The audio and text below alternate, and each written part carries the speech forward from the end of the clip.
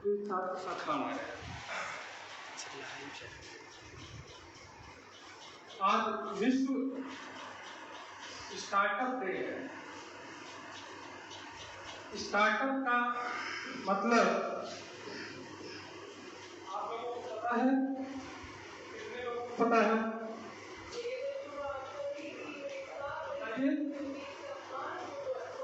Startup क्या होता है?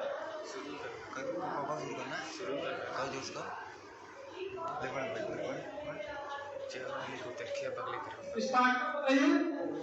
सर शुरुआत शुरू करना सर स्टार्टर का शुरुआती दिन।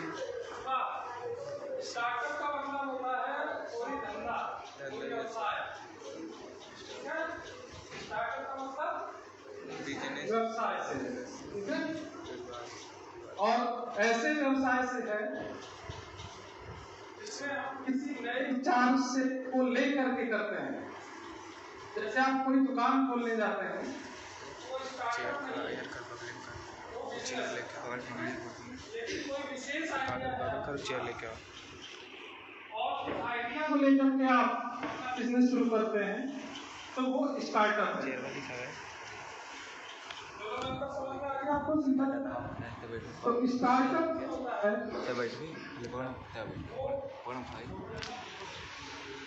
उसके सफल होने की संभावना 50-50 रहती है। कई चीजों पे वो निर्भर भी करती है और कई चीजों पे, जैसे कि हम किस चीज कौन सा प्रोडक्ट बना के दे रहे हैं, लोग उस प्रोडक्ट के प्रति कितने जागरूक हैं, कितना जानते हैं। क्योंकि नया विचार होता है तो लोगों के पास उसका परिचय कहते हैं नहीं होता है, तो उसके लिए मार्केटिंग एडवर्टाइजमेंट करना होता है, प्रचार प्रसार करना होता है, स्ट्रेटजी बना करके। तो स्टार्टअप पर भारत सरकार आजकल फोकस कर रही है, क्योंकि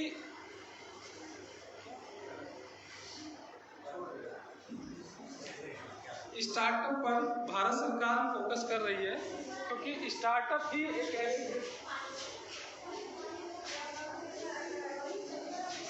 चक्कर आएगा किसी को।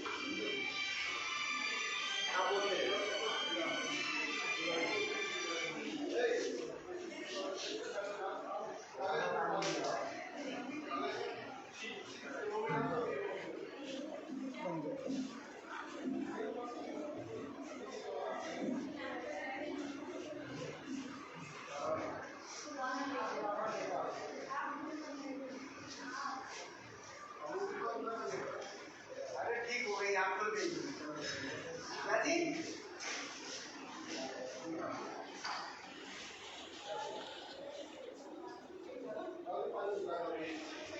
बाकी लोग नहीं जब बाकी लोग कम से कम ऐसा एक साथ खड़े हो। हाँ, प्रोसीजर जो इतने लोग ग्रुप बना के खड़े ना, थोड़ा इधर उधर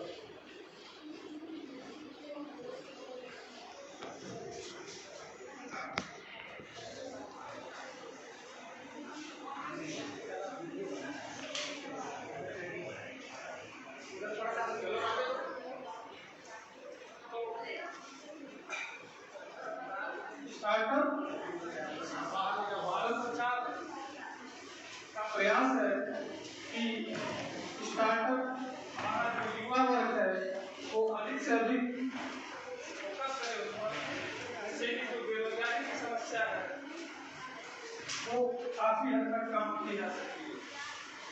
और स्टार्टअप के लिए आपको कई सारी चीजों का ध्यान देना होता है।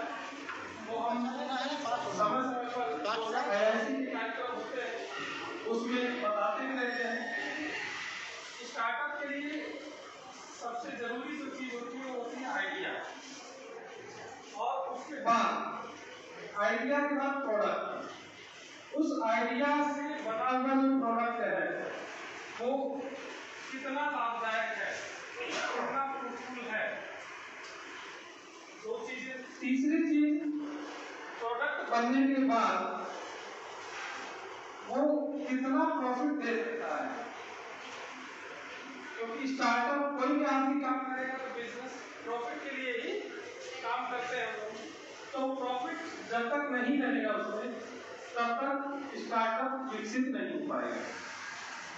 तो प्रोडक्ट की बात होता है, हम प्रोडक्ट की मार्केटिंग करते हैं, प्रोडक्ट को जनता तक पहुंचाने के लिए एडवर्टाइजमेंट देते हैं, अखबारों में दिखाते हैं और भी दूसरे जो माध्यम है प्रचार प्रसार में उनको अपनाया जाता है। और उसके बावजूद स्टार्टअप को विकसित कर, किसी भी चीज का विकास करने के लिए फीडबैक बहुत जरूरी होता है। फीडबैक मतलब कि जो कस्टमर है वो उस चीज से जो आप बना के दे रहे हो उसको, उससे वो कितना सेटिस्फाइड है और उसमें वो और क्या सुधार चाहता है, उसकी क्वालिटी में क्या इम्प्रूवमेंट चाहता है, ये सारी जानकारी जो है हमें फीडबैक के माध्यम से मिलती है। इसीलिए आजकल आप देखते होंगे कि आप कोई भी काम करते हैं तुरंत एक फीडबैक, खासकर ऑनलाइन जो भी काम होता है उसमें तुरंत एक फीडबैक के लिए एक ऑप्शन आता है कि आप जो है कितने सेटिस्फाइड हैं। तो स्केल पे रैंकिंग देते हैं 1 से 5 तक, 1 से 10 तक जो भी होता है हर कंपनी का अलग अलग। तो फीडबैक के आधार पर सेवाओं में या प्रोडक्ट में सुधार किया जाता है। और स्टार्टअप के लिए बहुत बड़ी पूंजी की जरूरत नहीं होती, कम पैसे से भी स्टार्टअप शुरू किया जा सकता है। लेकिन सबसे इंपॉर्टेंट क्या है? आइडिया, विचार आपका हो। जैसे एग्जाम्पल के तौर पे बल्ब का ही एग्जाम्पल दिया जाता है, या साइकिल ले लीजिए। पहले की जो साइकिलें होती थी और आजकल जो साइकिल आ रही है उसमें कुछ अंतर आपको नजर आता है? पहले जो टीवी आती थी, आजकल जो टीवी आ रही है उसमें अंतर आ रहा है। या मोबाइल में देख लीजिए, जो आज से 10 साल पहले जो मोबाइल था और आज जो मोबाइल हमारे हाथ में है उसमें आपको अंतर नजर आता है। ये अंतर कहाँ से नजर आता है? ये नजर आता है इनोवेशन से, क्वालिटी में इंप्रूव करने से। क्वालिटी इंप्रूव कब होती है? जब आवश्यकता महसूस होती है। जब हमें आवश्यकता की महसूस होगी तब क्वालिटी भी इंप्रूव की जा सकती है। उसके लिए प्रयास करना चाहिए, तभी स्टार्टअप एक अच्छे बिजनेस विकसित हो पाएगा। तो क्वालिटी इंप्रूवमेंट भी बहुत जरूरी चीज है और उसके लिए बड़ी बड़ी कंपनियां रिसर्च का काम कराती हैं, साइंटिस्ट को भर्ती करती हैं, अलग इंजीनियर्स रहते हैं। जैसे मारुति है या कोई बाइक की कंपनी है तो वहाँ पे सैकड़ों, एक इंजीनियर नहीं सैकड़ों इंजीनियर लगे रहते हैं साइंटिस्ट के तौर पर। वो केवल मॉडल चेंज करने के लिए जो हमेशा प्रयास करते रहते हैं कि आगे की हेडलाइट को ऐसे करते हैं तो क्या होगा, पीछे का हिस्सा ऐसे करते हैं उसको चेंज करते हैं तो क्या होगा। वो सारी चीजें जो है उसके लिए पूरी टीम लगी होती है जिसको हम कहते हैं रिसर्च एंड डेवलपमेंट की टीम। और ये रिसर्च डेवलपमेंट किसी भी स्टार्टअप के लिए बहुत जरूरी होता है, क्योंकि जमाना बहुत तेजी से चेंज हो रहा है, और आवश्यकता हमारी तेजी से बदल रही है। मोबाइल ही देखिए, मोबाइल पहले पढ़ाई के लिए इस्तेमाल कम होता था, आजकल सरकार भी कह रही है कि पढ़ाई के लिए भी मोबाइल का इस्तेमाल किया जाए। तो सोशल मीडिया पहले उतना नहीं होता था, लेकिन अब जो है हर चीज को जो है सोशल मीडिया के माध्यम से जो है लोगों तक पहुंचाया जाए। तो जमाने के हिसाब से हमें चलना है, तो रिसर्च और डेवलपमेंट की एक्टिविटी जो है वो भी हमें कंटिन्यू करना होता है। तो जैसे आप खेती बाड़ी से जुड़े हुए लोग हैं, तो खेती बाड़ी में आप जो पहले आप देखेंगे समस्या क्या है। मेन समस्या मान लीजिए की समस्या है या पानी नहीं आ रहा है, पानी उपलब्ध नहीं हो रहा है, तो हमारे कई बार जुगाड़ टेक्नोलॉजी से पहले बनाते हैं ना जुगाड़, तो जुगाड़ का जो सीधा संबंध ये रहता है कि वो भी एक इनोवेशन है, जुगाड़ भी एक इनोवेशन है, लेकिन वो इकोनॉमिकली या तो फिजिबल नहीं है, मतलब लोगों की पहुंच से दूर है, और या प्रॉफिटेबल नहीं है कि मतलब उसको बनाने में इतना खर्च हो जाए कि दूसरे लोग खरीद ना पाए। तो जुगाड़ जैसे एक कभी कश्मीर में किसी टीचर ने एक कार बनाई है, उस कार में पूरा सोलर पैनल लगा रखे हैं, छत से लेके दरवाजे से लेके जितना हिस्सा हो सकता है, और गाड़ी चलाते समय भी उसमें अलग से पैनल खुल जाता है, सोलर पैनल। तो सोलर एनर्जी से वो कार चलाने का प्रयास किया गया है, ठीक है। तो ये सब क्या है, आइडिया है, उस आइडिया को एक मॉडल के रूप में पहले बनाते हैं, मॉडल के रूप में बनाते हैं, और वो मॉडल यदि अच्छा लगा तो बड़ी बड़ी कंपनियां उसको हायर कर लेती है, आपसे वो खरीद लेंगे, उसके बदले में आपको बहुत ज्यादा पैसा भी मिलता है।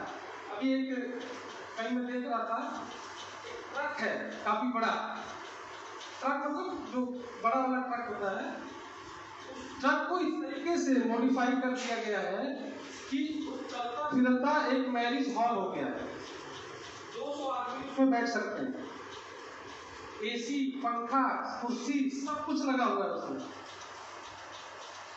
और है ट्रक।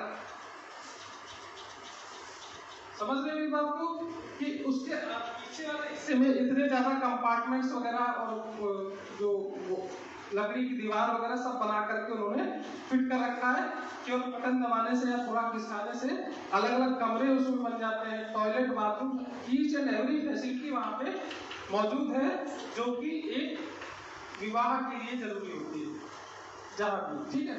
तो करीब करीब 200 आदमियों को बैठने की उसमें ये क्या है, इनोवेशन है। अब इससे क्या फायदा होगा, इससे फायदा ये होता है कि जिसको मैरिज हॉल, जैसे बड़े बड़े शहरों में कम्युनिटी सेंटर होते हैं, वो लोग बुक करते हैं, कई बार जगह नहीं मिल पाती लगन वगैरह के टाइम में, तो उस समय पर यदि इस तरीके का आपके पास आइडिया है तो आपको बहुत ज्यादा मिलेगी। यहाँ भदोही में मिलेगा क्योंकि भदोही में स्पेस पर्याप्त है, लेकिन बड़े बड़े जो शहर है, कलकत्ता है, दिल्ली है, मुंबई है, वहां पर जहाँ स्पेस नहीं है, जहाँ जगह नहीं है, उस जगह पर ये जो आइडिया है आपका बहुत तेज काम करेगा। जैसे उबेर है, ओला है, ये भदोही में नहीं चलेगा, बड़े शहरों में ये अच्छा चल रहा है। तो उसी तरीके से ये आइडिया भी, तो आपको ऐसा नहीं है कि आप इस तरीके के कुछ आइडिया आप लोग नहीं सोच सकते, आप लोग सोच सकते हैं, उसको जो है आप मॉडल में पहले मॉडल के लिए जो जरूरी खर्च है उसके लिए आईआईसी जो है वो सपोर्ट कर सकता है यदि आप लोग प्रयास करें, ठीक है। तो हम आपको जो है जरूरी सामान भी खरीदने के लिए सपोर्ट कर सकते हैं फाइनेंशियली भी, लेकिन आपको बनाना है समथिंग यूनिक, और यदि वो अच्छा होगा तो हम जो है उसमें कुछ संभावनाएं रही एज ए प्रोडक्ट विकसित होने की, तो आप उससे अपना स्टार्टअप बिजनेस भी शुरू कर सकते हैं। और यकीन मानिए, बिजनेस यदि आपका सफल हो गया तो आपके पास पैसे की कमी नहीं रहेगी। आर्थिक रूप से नौकरी करने से ज्यादा बिजनेस में फायदा है, लेकिन सफल होने के लिए आपको कुछ नियम, कुछ कायदे आपको फॉलो करने होंगे। नियम कायदे का मतलब कि आपको फाइनेंस का मैटर, जैसे पैसे का रख रखाव, कैसे कहाँ पे कितना खर्च करना है, उसका आपको पूरा बैलेंस शीट आपको सही रखनी चाहिए। दूसरी चीज, जो भी आपके साथ लगे हुए लोग हैं, चाहे लेबर हो चाहे सहयोगी हो, उन सबके साथ आपके संबंध, उन सबसे कैसे काम कराना है, उनके बीच की मतभेद को आपको कैसे सुलझाना है, ये सारी चीजें ह्यूमन रिसोर्स मैनेजमेंट में आती है। ये भी कला आपको सीखनी होगी। दो आदमी लड़ रहे हैं तो आपको कैसे मैटर सुलझाना है, कि हवा लेना है ना, तो लेकिन आपका काम है, आपका है, स्टार्टअप आपका है, तो आपको अपने दो कर्मचारियों के बीच यदि झगड़ा हो रहा है, लड़ाई हो रही है, तो वो भी आपको सुलझाने का प्रयास करना है, ठीक है। और जरूरत पड़े तो आपको स्ट्रिक्ट एक्शन भी ले सकते हैं आप, जरूरत पड़े तो। लेकिन हर आदमी के खिलाफ आप लेते रहेंगे, स्ट्रिक्ट निकाल देंगे लोग, ऐसे कितने लोग आपके पास लगे। तो हमारे पास जो उपलब्ध संसाधन है उनका सही मैनेजमेंट, सही रखरखाव भी बहुत आवश्यक है। और स्टार्टअप के लिए एक और इम्पोर्टेंट चीज है, वो है अवस्थिति। आप स्टार्टअप किस जगह पे कर रहे हैं, जैसे भदोही है, तालीम से रिलेटेड स्टार्टअप करते हैं तो सफल होगा। लेकिन वही मैंने बताया कि ये जैसे ट्रक वाला हिसाब किताब, इस तरीके का कोई जो है, मतलब आपके कस्टमर कौन है ये आपको पहले आइडेंटिफाई करना होगा। कस्टमर कौन है, जैसे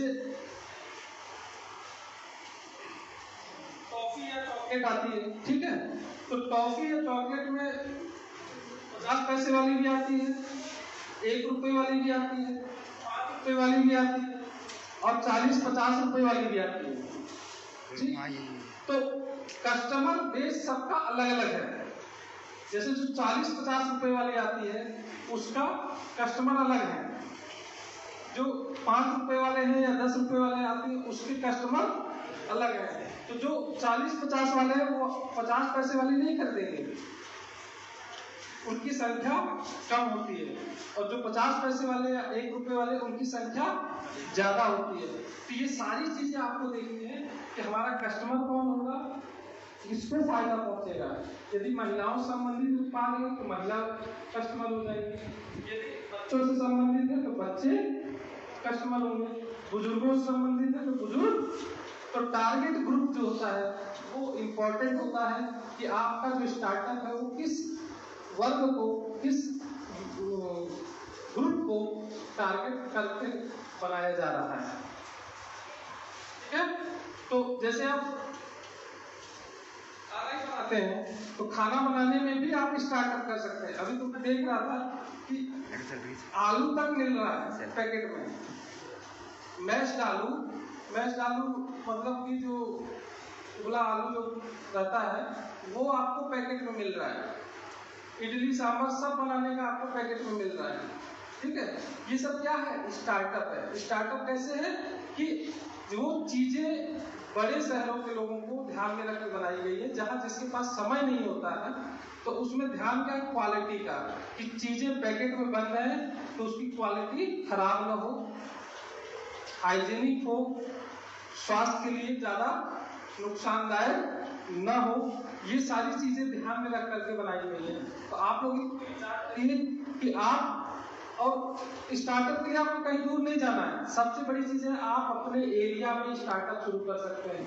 प्रॉब्लम आइडेंटिफाई करिए, आसपास की समस्या देखिए, अपनी समस्या देखिए, कुछ भी उस पर आप विचार करिए कि हम इस समस्या को कैसे सॉल्व कर सकते हैं। अपनी समस्या से मतलब कॉमन समस्या होनी चाहिए, समस्या कॉमन होनी चाहिए। खाली पर्सनल समस्या होगी तो उससे स्टार्टअप नहीं शुरू होगा। समस्या सारे लोग फेस कर रहे हों ऐसी समस्या होनी चाहिए, और उसके निदान के लिए आप लोग उपाय सोचिए, और उपाय सोचने के बाद आपको क्या करना है, मॉडल बनाना है कि वो उपाय जो आइडिया है वो विकसित होगा कि नहीं होगा। तो आप सभी लोगों को विश्व स्टार्टअप डे मैं IISc अध्यक्ष डॉक्टर राजकुमार सर से निवेदन करूंगा कि इस मौके पे से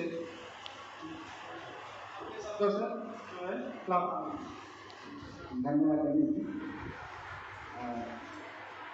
बेटा बहुत लंबी चौड़ी बात आपने सुना समझा स्टार्टअप के बारे में, क्या होता है स्टार्टअप और हमें किस तरह से फायदा पहुंच जाता है।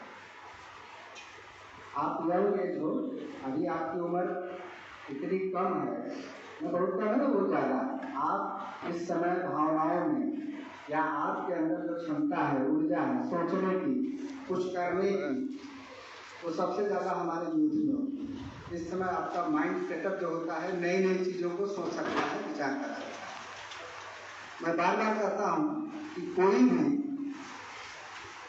प्रोडक्ट जो मार्केट में आ रहा है वो कहीं न कहीं उसकी जड़ें आप देखेंगे तो बहुत सामान्य आदमी की ही आइडिया होती है, विचार होता है, उसी को आगे बढ़ाया जाता है। तो इस दिशा में आप कौन सा काम करना चाहते हैं, अपने लोकेलिटी के हिसाब से, अपने जगह के हिसाब से, कोई भी स्टार्टअप जो कार्य आप शुरू कर रहे हैं, तो जरूरी नहीं है कि शुरुआत में ही वो सफल हो जाएगा। हो सकता है साल, 2 साल, 4 साल आपको इंतजार करना पड़े। और ऐसा भी नहीं है कि स्टार्टअप करने के लिए आप पूरा का पूरा समय उसी पर दे रहे हैं। थोड़े बहुत समय से भी आप अपनी आइडिया को आगे बढ़ा सकते हैं, हमारे तक पहुंचा सकते हैं, और उन चीज़ों को फिर हम आगे ले जाएंगे। उस आइडिया से कुछ भी बनने लायक पॉसिबिलिटी होगी, संभावना होगी, तो उसको हम लोग स्टार्टअप शुरू कर सकते हैं। और वो स्टार्टअप आपका साल, 2 साल, 4 साल के बाद, जब तक आप पढ़ लिख के तैयार होंगे, जॉब सर्च करेंगे, तब तक हो सकता है कि वो आपके लिए बहुत बेनिफिशियल हो जाए। जैसे छोटा सा उदाहरण हम बता रहे हैं, आज के समय में आप जानते होंगे ऑनलाइन ट्रांजैक्शन। अभी हम लोग 2 साल, 4 साल पहले, 5 साल पहले यही कैश पैसा जमा करते थे, रसीद काटते थे, एडमिशन के समय या किसी भी दुकान पर जाओ, ठीक है, ये सारे कार्यक्रम चलते थे। कितने समय से ऑनलाइन ट्रांजैक्शन शुरू हुआ है? हमको याद है कि हम लोग 2006-7-8 में नौकरी करते थे, उस समय से थोड़ा थोड़ा ऑनलाइन का हिसाब किताब चलता था, लेकिन वो बैंक से ही पॉसिबल होता था। मोबाइल हमारा उसमें बहुत काम नहीं करता था। अब क्या स्थिति हो गई है? उसके बाद एटीएम आया, एटीएम से लोग बैंकों से थोड़ा सा दूरी बढ़ी लोगों की, अपना काम हो जाता था, बैंक की भीड़ भाड़ कम हुई। फिर अब क्या आ गया? पेटीएम आ गया। पेटीएम आ गया, आप 1 रुपए का भी सामान खरीदते हैं तो आपको कैश मनी लेके चलने की जरूरत नहीं। अब कितना सुविधाजनक हमारे लिए हुआ ये देखना है। ये स्टार्टअप हमारे लिए फायदेमंद कितना है। आपके पास पैसा हो या ना हो, आपके मोबाइल में पैसा है, अकाउंट का टच है, आपके मोबाइल में पैसा है, आप जितना खर्च करना है उतने खर्च करना है। आपको 1 रुपया ज्यादा नहीं निकालना है। आप कैश निकालने जाते हो, 500 रुपये का काम है, आप 1000 रुपये निकाल लाते हो, ठीक है, खर्चे आपके बचेंगे। मतलब हमारी अगर 10 रुपए की जरूरत है तो मैं केवल 10 रुपए वहां खर्च कर रहा हूँ। यही एटीएम और पेटीएम जब नहीं हुआ करते थे, तो शुरू में जब हम लोग नौकरी शुरू किए थे, उस समय डरते थे, एटीएम बहुत खतरनाक है, पैसा कोई भी निकाल लेगा। लेकिन आज हम समझते हैं कि कोई भी ऐसा व्यक्ति नहीं है, चाहे वो नौकरी कर रहा हो या न कर रहा हो, बैंकिंग सेक्टर से जुड़ा है तो सबके पास एटीएम पेटीएम करता है। और सारे काम हमारे, जो काम हम दिन भर छुट्टी लेके किया करते थे, बच्चे की फीस जमा करना है, कैश निकालेंगे, ले जाएंगे, वहां जमा करेंगे, या छोटा सा भी काम होता था तो दिन भर समय 2 घंटे 4 घंटे मैन पावर, और उसको करने में फिर जो हम पैसा खर्च करते थे, जाएंगे भाई ट्रेवल करेंगे तो खर्च होगा ही, वो सारा काम क्या हो गया, सब समाप्त हो गया है। तो इन पेटीएम वाले की कहानी आपको 2 मिनट में सुनाऊंगा, 1 मिनट सुनाऊंगा।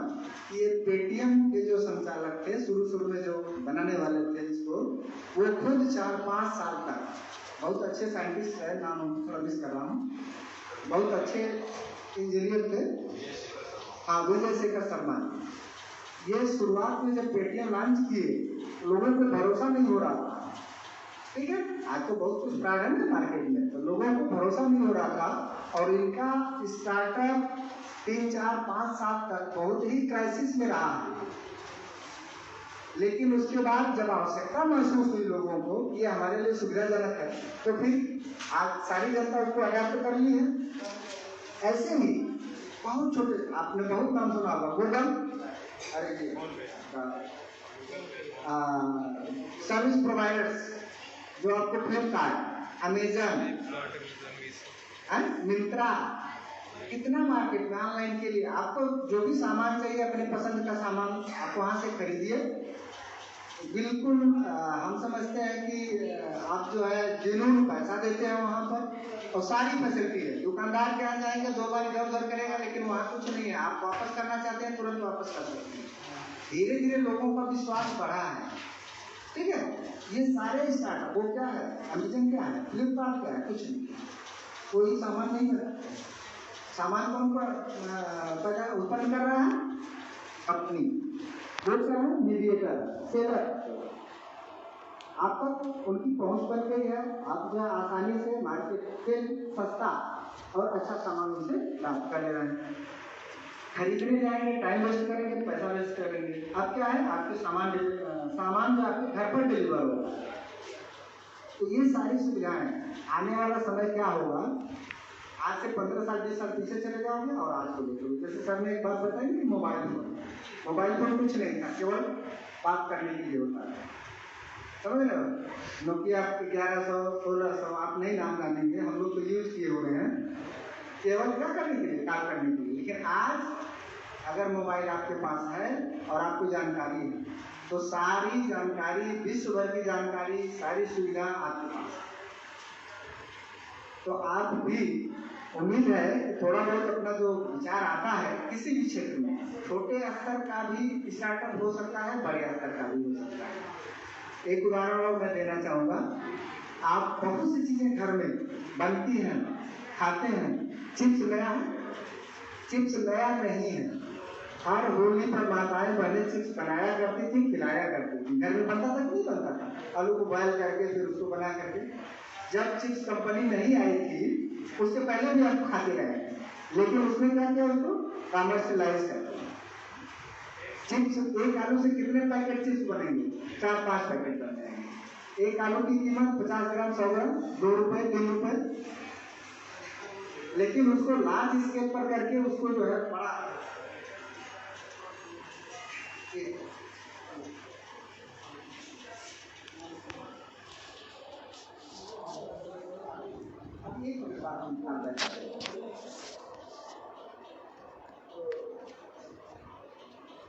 आपको मार्केट पकड़ना है। क्या होता है कि पैसा उड़ रहा है, पकड़ना है।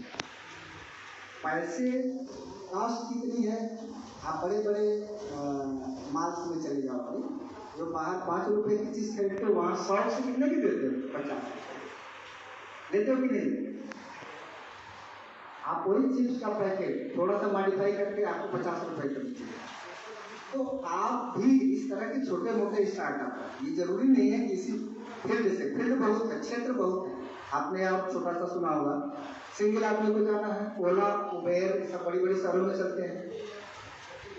अब क्या आ गया है, बाइक की सवारी भी आप कर सकते हैं। मतलब आप जो है सीधे बुक करोगे, बाइक वाला आएगा, आपको ले जाके पहुंचा देगा कम पैसे में। आप अपनी बाइक ले जाओगे, पेट्रोल फूकोगे, कहाँ रखना है, कैसे जाना है, कैसे आना है, बड़ी शहरों में सीखना है। तो जो आवश्यकता है आपकी, जो जरूरत है, उन्हीं पर आप काम करिए, उसी दिशा में प्रयास करिए, और फिर उसी चीज को आगे बढ़ा करके कंपनियां आपकी आइडिया को लेती हैं, उसको फिर आगे बढ़ा देती हैं। अब समझ रहे हैं? हमारा काम क्या है, आपका काम क्या है कि हम समस्या, प्रॉब्लम आइडेंटिफाई करें, उस पर काम करें, बेस्ट सोल्यूशन, 4-6 सोल्यूशन, 4-6 रास्ते निकलेंगे उसके, ये भी कर सकते हैं, ये भी कर सकते हैं, ये भी कर सकते हैं।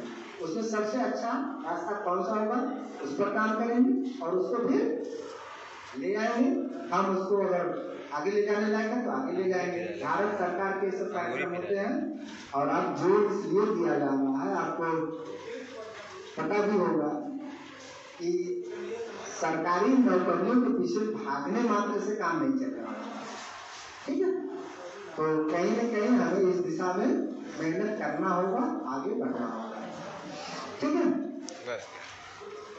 बहुत से लोग हैं, बच्चे देखो, आपकी साइकिल में बैटरी लगा के चलाते हैं, ये किसी बच्चा नहीं बनाया होगा, किसी लड़के ने ये दिमाग लगाया होगा कि हम बैटरी बैठा दें और साइकिल चलने लगे।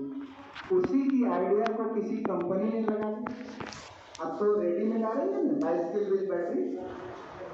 आपकी आइडिया नहीं होगी, किसी बच्चे की ही नहीं होगी, उसको फिर क्या किया कंपनी उसको ली होगी, उसकी आइडिया को फिर जनरेट कर रहे हैं, वो साइकिल में 40-45 हज़ार रुपए की मार्केट में बिक रही है। समझ रहे हो? ई बाइसिकल तो सब कुछ धीरे धीरे, बड़ी बड़ी गाड़ियां